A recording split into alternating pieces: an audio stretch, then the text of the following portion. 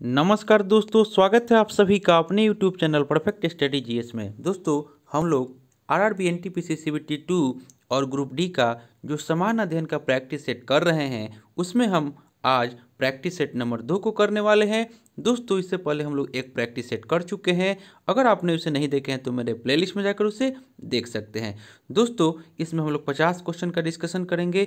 और दोस्तों, यह प्रैक्टिस सेट जो हम लेकर आए हैं, यह आपको खान सर का जो नया बुक आया हुआ है, जो कि वीवीआई क्वेश्चन इसमें दिया हुआ है, उसी से लेकर हम आए हुए हैं।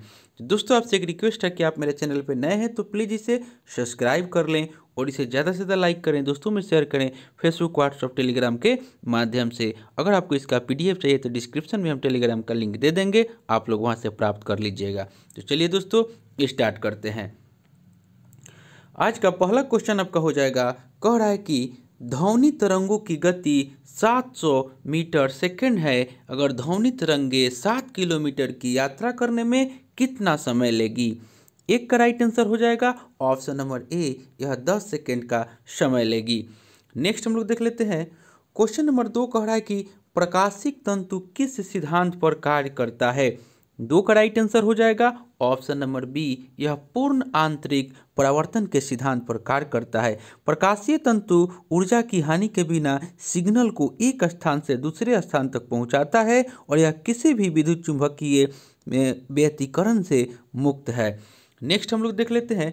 क्वेश्चन नंबर 3 कह रहा है कि रॉकेट लॉन्चिंग कौन से नियम पर आधारित है? 3 का राइट आंसर हो जाएगा ऑप्शन नंबर ए, न्यूटन गति का तृतीय नियम।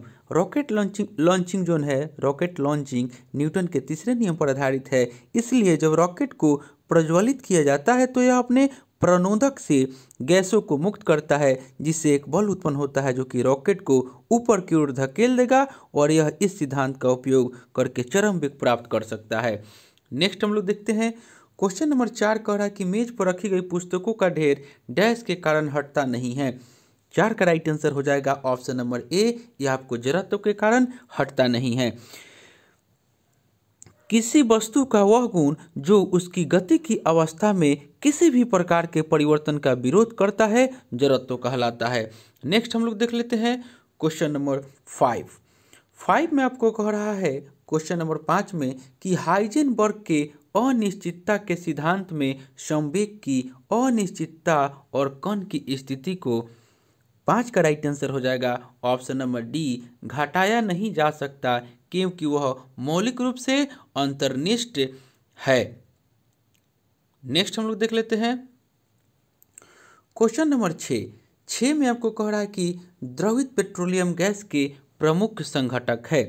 6 का राइट आंसर हो जाएगा ऑप्शन नंबर सी, ब्यूटेन और आइसोब्यूटेन। दोस्तों, इसमें जितना भी प्रैक्टिस सेट दिया हुआ है वह आपको वीवीआई क्वेश्चन इसमें दिया हुआ है, यानी कि एग्जाम के सिलेबस के अनुसार। नेक्स्ट हम लोग देख लेते हैं। क्वेश्चन नंबर 7 में कह रहा है कि निम्नलिखित में से किसे मार्स गैस भी कहा जाता है? 7 का राइट आंसर हो जाएगा ऑप्शन नंबर सी, मीथेन को मार्स गैस भी कहा जाता है और इसका फॉर्मूला होता है CH4। नेक्स्ट देख लेते हैं। क्वेश्चन नंबर 8 में आपको कह रहा है कि क्लोरोफ्लोरोकार्बन में इनमें से प्रयोग नहीं होता है। 8 का राइट आंसर हो जाएगा ऑप्शन नंबर बी, मिक्सर और चक्की। नेक्स्ट हम लोग देख लेते हैं क्वेश्चन नंबर 9 में कह रहा है कि उस क्रिया विज्ञानी का नाम क्या है जिसे वर्ष 2010 में परख नली निषेचन तकनीक के आविष्कार हेतु चिकित्सा का नोबेल पुरस्कार प्रदान किया गया। 9 का राइट आंसर हो जाएगा option number B, Robert Edwards. Robert Edwards को वर्ष 2010 में परख नली निषेचन तकनीक को आविष्कार हेतु चिकित्सा का नोबेल पुरस्कार मिला। नेक्स्ट हम लोग देखते हैं क्वेश्चन नंबर 10 कह रहा है कि जैविक विविधता का आधारभूत स्रोत डैश है। 10 का राइट आंसर हो जाएगा ऑप्शन नंबर ए, उत्परिवर्तन। जैविक विविधता का आधारभूत स्रोत उत्परिवर्तन है। सन 2010 को जैव विविधता का अंतर्राष्ट्रीय वर्ष घोषित किया गया है। नेक्स्ट हम लोग देख लेते हैं क्वेश्चन नंबर 11 में आपको कह रहा है कि निम्नलिखित में से किस में खाद्य फाइबर प्रचुर मात्रा में होता है? 11 का राइट आंसर हो जाएगा ऑप्शन नंबर सी, यानी कि सेव में। खाद्य फाइबर प्रचुर मात्रा में सेव में होता है। नेक्स्ट हम लोग देख लेते हैं क्वेश्चन नंबर 12 में आपको कह रहा है कि काली खांसी को डैश भी कहा जाता है।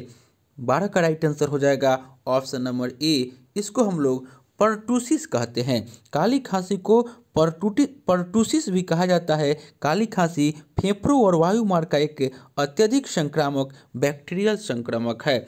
नेक्स्ट हम लोग देख लेते हैं क्वेश्चन नंबर 13 में कह रहा है कि 2013 में स्टेम सेल की मदद से पहला मानव लिवर डैश में विकसित किया गया था। 13 का राइट आंसर हो जाएगा ऑप्शन नंबर ए, यह आपको जापान में विकसित किया गया था। नेक्स्ट देख लेते हैं क्वेश्चन नंबर 14 में कह रहा है कि निम्न में से क्या अंडप में उपस्थित होता है। 14 का राइट आंसर हो जाएगा ऑप्शन नंबर बी, यानी कि बीजांड जो है वह अंडप में उपस्थित होता है। दोस्तों, आप मेरे चैनल पर नए हैं तो प्लीज़ इसे सब्सक्राइब कर लें, क्योंकि इसी तरह आपके लिए वीडियो लाते रहेंगे। क्वेश्चन नंबर 15 में कह रहा है कि अदरक एक तना है न कि एक जड़, क्योंकि अदरक एक तना है न कि एक जड़, क्योंकि 15 का राइट आंसर हो जाएगा ऑप्शन नंबर बी, क्योंकि इसमें पर्व तथा पर्व संधि होते हैं। नेक्स्ट देखते हैं क्वेश्चन नंबर 16 कह रहा है कि ग्लोबल वार्मिंग का कारण है। 16 का राइट आंसर हो जाएगा option number B, CO2। Global warming का कारण CO2 गैसें जैसे कार्बन डाइऑक्साइड और मीथेन पृथ्वी के वातावरण में सूरज की गर्मी को अपने अंदर रोकती है। यह ग्रीन हाउस गैस वायुमंडल में प्राकृतिक रूप से भी मौजूद है। नेक्स्ट हम लोग देखते हैं क्वेश्चन नंबर 17 में आपको कह रहा है कि डैश उच्च स्तरीय भाषा को मशीनी भाषा में परिवर्तित करता है और एक बार में निष्पादित कर देता है। 17 का राइट आंसर हो जाएगा option number D, compiler. Question number 18 कह रहा है कि सामान्यतः कंप्यूटर प्रोग्राम किस कोड लैंग्वेज में लिखा जाता है। 18 का राइट आंसर हो जाएगा ऑप्शन नंबर ए, यह आपको बाइनरी में लिखा जाता है। नेक्स्ट हम लोग देखते हैं क्वेश्चन नंबर 19 में कह रहा है कि बाइनरी प्रणाली के 2 अंक कौन कौन से होते हैं। 19 का राइट आंसर हो जाएगा ऑप्शन नंबर बी, 1 और 0 जो है वह बाइनरी प्रणाली के 2 अंक होते हैं।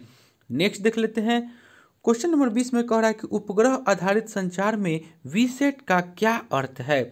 20 का राइट आंसर हो जाएगा ऑप्शन नंबर बी, यानी कि बहुत छोटा अपचर टर्मिनल। नेक्स्ट हम लोग देखते हैं क्वेश्चन नंबर 21 में कह रहा है कि भारतीय पुरातत्व सर्वेक्षण का मुख्यालय कहाँ स्थित है। 21 का राइट आंसर हो जाएगा ऑप्शन नंबर बी, यह आपको नई दिल्ली में स्थित है भारतीय पुरातत्व सर्वेक्षण का मुख्यालय, और इसकी स्थापना जो हुआ था वो 1861 ईस्वी में हुआ था। नेक्स्ट हम लोग देख लेते हैं क्वेश्चन नंबर 22 कह रहा है कि भारतीय रिजर्व बैंक की स्थापना कब की गई थी। 22 का राइट आंसर हो जाएगा ऑप्शन नंबर डी, 1 अप्रैल 1935 को भारतीय रिजर्व बैंक की स्थापना की गई थी, और इसका मुख्यालय जो है भारतीय रिजर्व बैंक का मुख्यालय मुंबई में है। नेक्स्ट हम लोग देख लेते हैं क्वेश्चन नंबर 23 में कह रहा है कि बंगाली साहित्यकार रविंद्रनाथ टैगोर वर्ष डैश में अपने गीतांजलि नामक कविता संग्रह के लिए साहित्य का नोबेल पुरस्कार जीतने वाले पहले भारतीय बने। 23 का राइट आंसर हो जाएगा ऑप्शन नंबर बी, 1913 में। क्वेश्चन नंबर 24 में कह रहा है कि अशोक तर्क सिद्ध रूप से प्रारंभिक भारत के सबसे प्रसिद्ध शासक थे जिसने कलिंग पर विजय प्राप्त की, वे डैश के पोते थे। 24 का राइट आंसर हो जाएगा ऑप्शन नंबर बी, वह चंद्रगुप्त मौर्य के पोते थे। महान सम्राट अशोक मौर्य सम्राट बिंदुसार और सुभद्रांगी के पुत्र तथा चंद्रगुप्त मौर्य के पोते थे। नेक्स्ट हम लोग देख लेते हैं 25 में कह रहा है कि स्टार्टअप इंडिया भारत सरकार की एक प्रमुख पहल है, इसे किस वर्ष में आरंभ किया गया था। 25 का राइट आंसर हो जाएगा ऑप्शन नंबर ए, इसे 2015 में आरंभ किया गया था। 26 में कह रहा है कि भारत का राष्ट्रीय वृक्ष कौन सा है। 26 का राइट आंसर हो जाएगा ऑप्शन नंबर ए, बरगद जो है वह भारत का राष्ट्रीय वृक्ष है। नेक्स्ट हम लोग देख लेते हैं क्वेश्चन नंबर 27 में कह रहा है कि संगीत नृत्य एवं नाटक की राष्ट्रीय अकादमी यानी कि संगीत नाटक अकादमी भारत गणराज्य के द्वारा स्थापित पहली राष्ट्रीय कला अकादमी थी। यह अकादमी कहाँ स्थित है। 27 का राइट आंसर हो जाएगा ऑप्शन नंबर सी, यह आपको नई दिल्ली में स्थित है। और इसकी स्थापना जो हुआ था 1953 में इसकी स्थापना हुआ था। और संगीत नाटक अकादमी की स्थापना जो हुआ था, आपको संगीत नाटक अकादमी की स्थापना 1951 में नई दिल्ली में आयोजित नृत्य नाटक और संगीत पर राष्ट्रीय सम्मेलन की मुख्य सिफारिशों में से एक है और इसका मुख्यालय जो है नई दिल्ली। नेक्स्ट हम लोग देख लेते हैं क्वेश्चन नंबर 28 में आपको कह रहा है कि कौन सा देश प्रस्तावित तापी गैस पाइपलाइन का हिस्सा नहीं है। 28 का राइट आंसर हो जाएगा ऑप्शन नंबर बी, ईरान जो है यह आपको तापी गैस पाइपलाइन का हिस्सा नहीं है। नेक्स्ट देख लेते हैं क्वेश्चन नंबर 29 में कह रहा है कि निम्नलिखित भारतीय राष्ट्रपतियों के नामों को उनके कार्यकाल के अनुसार अवरोही क्रम में व्यवस्थित करना है।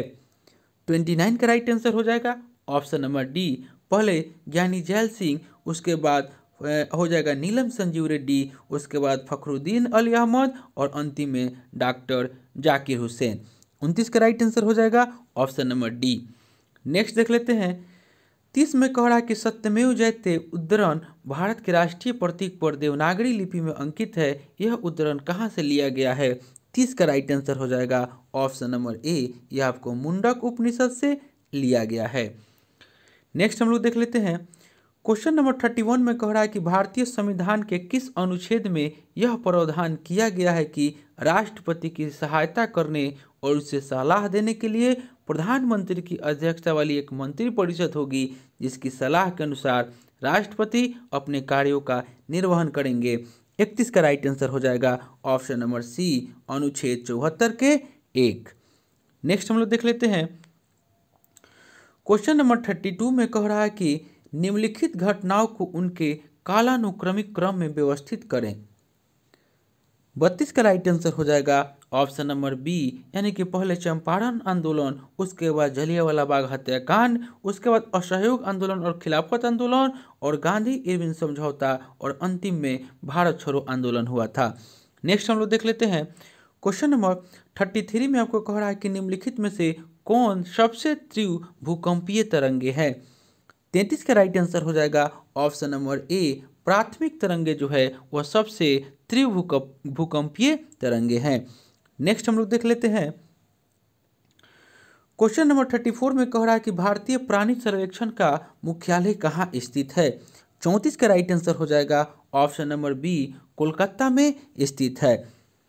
ब्रिटिश भारतीय साम्राज्य के वनस्पतियों और जीवों के बारे में ज्ञान बढ़ाने के लिए सर्वेक्षण, अन्वेषण और अनुसंधान को बढ़ावा देने के लिए 1916 में आपको जूलॉजिकल सर्वे ऑफ इंडिया शुरू किया गया और यह पशु वर्गीकरण पर भारत का सर्वोच्च संगठन है और इसका मुख्यालय जो है कोलकाता में है। नेक्स्ट हम लोग देखते हैं भारत का पहला समुद्री उद्यान कहाँ स्थित है। 35 का राइट आंसर हो जाएगा ऑप्शन नंबर ए, यह आपको कच्छ की खाड़ी में स्थित है। दोस्तों आपको अगर कोई भी क्वेश्चन में अगर डाउट लगे तो आप कमेंट करके उसे बता सकते हैं। अगर आपको इसका पीडीएफ चाहिए तो डिस्क्रिप्शन में हम टेलीग्राम का लिंक देंगे, आप लोग वहां से प्राप्त कर लीजिएगा।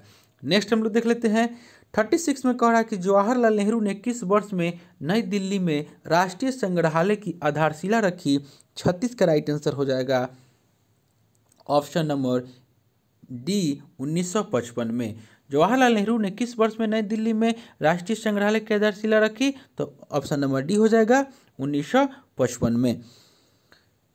एक क्वेश्चन लग रहा है कि छूट गया, अच्छा इसका बता देते हैं, कच्छ का खाड़ी बता दिए हैं। नेक्स्ट हम लोग देख लेते हैं 37 में आपको कह रहा है कि इनमें से किस दशक में भारत की जनसंख्या वृद्धि ऋणात्मक वृद्धि दर के रूप में दर्ज की गई थी। 37 का राइट आंसर हो जाएगा ऑप्शन नंबर सी, 1911 से 1921। नेक्स्ट देख लेते हैं 38 में कह रहा है कि भारत की पहली सेमी हाई स्पीड रेलगाड़ी वंदे भारत एक्सप्रेस को प्रधानमंत्री नरेंद्र मोदी ने कब हरी झंडी दिखाई। 38 का राइट आंसर हो जाएगा ऑप्शन नंबर ए, 15 फरवरी 2019 को। नेक्स्ट हम लोग देख लेते हैं क्वेश्चन नंबर 39 कह रहा है कि इनमें से किस से 2021 में पद्म विभूषण से सम्मानित किया गया था। 39 का राइट आंसर हो जाएगा option number B, Sudarshan Sahu को। सुदर्शन साहू ओडिशा के पुरी के एक भारतीय मूर्तिकला कलाकार हैं और उन्हें 2021 में भारत के दूसरे सर्वोच्च नागरिक पुरस्कार पद्म विभूषण और 1988 में भारत के चौथे सर्वोच्च नागरिक पुरस्कार पद्म श्री से सम्मानित किया गया था। नेक्स्ट देख लेते हैं। 40 में कह रहा है कि निम्नलिखित में से कौन सबसे लंबे समय तक भारत के प्रधानमंत्री के पद पर पदासीन रहे हैं। 40 का राइट आंसर हो जाएगा option number A, Jawaharlal Nehru. Next देख लेते हैं। 41 में कह रहा है कि स्वच्छ भारत मिशन के अंतर्गत वायु गुणवत्ता सूचकांक एक प्रमुख पहल है। इसे पर्यावरण, वन और जलवायु परिवर्तन मंत्रालय के द्वारा कब शुरू किया गया था। 41 का राइट आंसर हो जाएगा ऑप्शन नंबर सी, अक्टूबर 2014 में। नेक्स्ट हम लोग देख लेते हैं। क्वेश्चन नंबर 42 में कह रहा है कि प्रधानमंत्री राष्ट्रीय बाल पुरस्कार 2021 के लिए निम्न में से कितने बच्चों को चयनित किया गया। 42 का राइट आंसर हो जाएगा ऑप्शन नंबर सी, यानी कि 32 बच्चों को चयनित किया गया। नेक्स्ट देख लेते हैं। 43 में कह रहा है कि केंद्र सरकार ने 5 राज्यों के सर्वाधिक पिछड़े 44 जिलों में ई गवर्नेंस का नाम देने के लिए कितने करोड़ रुपए की योजना को मंजूरी दी है। 43 का राइट आंसर हो जाएगा ऑप्शन नंबर सी, 6466 करोड़ रुपए की मंजूरी दी है। दोस्तों जितना भी क्वेश्चन इसमें है वो VVI क्वेश्चन है।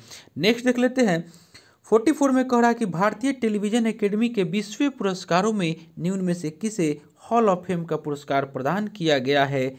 44 का राइट आंसर हो जाएगा option number B, Ekta Kapoor को। नेक्स्ट देख लेते हैं। क्वेश्चन नंबर 45 में कह रहा है कि किस बैंक को Asia money best bank award 2021 में भारत का सर्वश्रेष्ठ SME बैंक चुना गया। 45 का राइट आंसर हो जाएगा option number A, HDFC bank को। नेक्स्ट देख लेते हैं। 46 में कह रहा है कि भारतीय रिजर्व बैंक ने हाल ही में ICICI बैंक पर कितने करोड़ रुपए का जुर्माना लगाया गया है। 46 का राइट आंसर हो जाएगा ऑप्शन नंबर सी, 3 करोड़ रुपए का जुर्माना लगाया गया है। नेक्स्ट हम लोग देख लेते हैं। क्वेश्चन नंबर 47 में कह रहा है कि भारत और किस देश ने हाल ही में भारतीय कामगारों की भर्ती पर सहयोग के लिए समझौता ज्ञापन पर हस्ताक्षर किए। 47 का राइट आंसर हो जाएगा option number C, Kuwait. Next देख लेते हैं।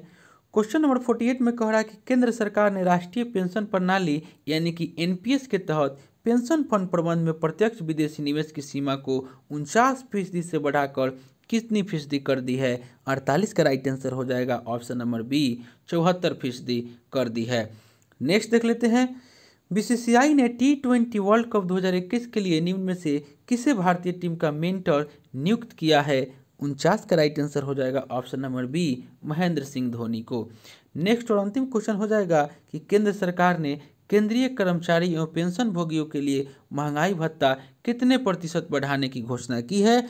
तो 50 का राइट आंसर हो जाएगा ऑप्शन नंबर बी, यानी कि 3% आपको 3% बढ़ाने की घोषणा की है। तो दोस्तों यह प्रैक्टिस सेट जो हम लेकर आए थे यह आपको RRB NTPC और ग्रुप डी का प्रैक्टिस सेट नंबर 2 था। इससे पहले दोस्तों हम लोग एक प्रैक्टिस सेट कर चुके हैं। अगर उसे आपने नहीं देखे हैं तो मेरे प्लेलिस्ट में जाकर उसे देख सकते हैं। दोस्तों यह प्रैक्टिस सेट जो हम लेकर आए थे यह आपको खान सर का जो न्यू बुक आया हुआ है उसी से लेकर आए हुए थे।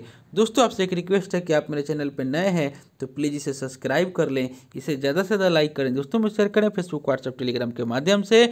और दोस्तों अगर आपको इसका PDF चाहिए तो डिस्क्रिप्शन में हम टेलीग्राम का लिंक दे देंगे, आप लोग वहाँ से प्राप्त कर सकते हैं। तो चलिए दोस्तों मिलते हैं नेक्स्ट वीडियो में, तब तक के लिए धन्यवाद।